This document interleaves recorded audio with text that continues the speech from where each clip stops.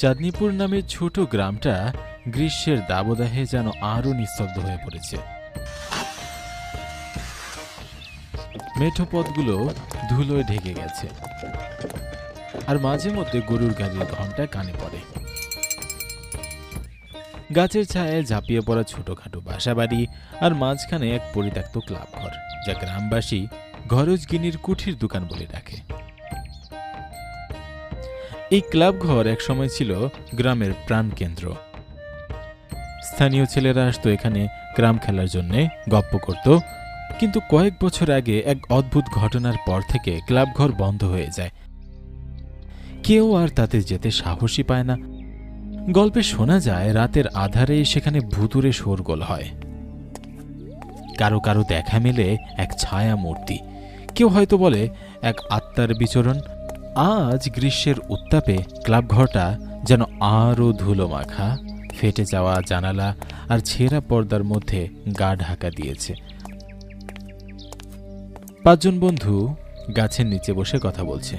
সিদ্ধান্ত নিল ক্লাব ঘরটি খুলে নতুন করে তাদের খেলার আসর করবে।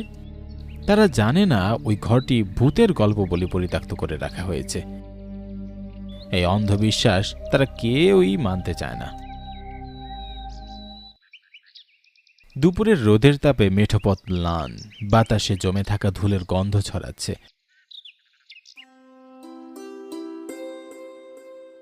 ক্লাব ঘরের সামনে পাঁচ বন্ধু এসে দাঁড়ায়।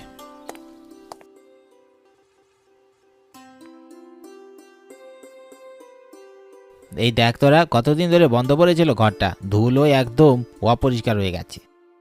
শোনা যায় এখানকার ওই যে আত্মার কথা, যে এখানে মরেছে, ও নাকি এখনো ফিরে আসে। ভূতের গল্প শুনে কি আমরা খেলবো না? আজকের রাতটা হবে সেরা। ভয় কিসের, আমরা তো একসঙ্গে আছি, তাই না? প্রথমে এই ঘরটা ভালো করে পরিষ্কার করি। তারা একযোগে ঘর মোছা শুরু করে।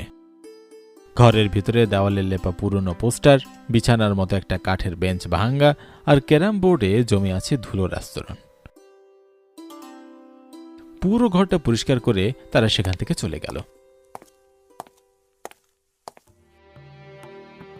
মৃদু লাইটের আলোয় ক্লাব ঘরটা ভরে গেল।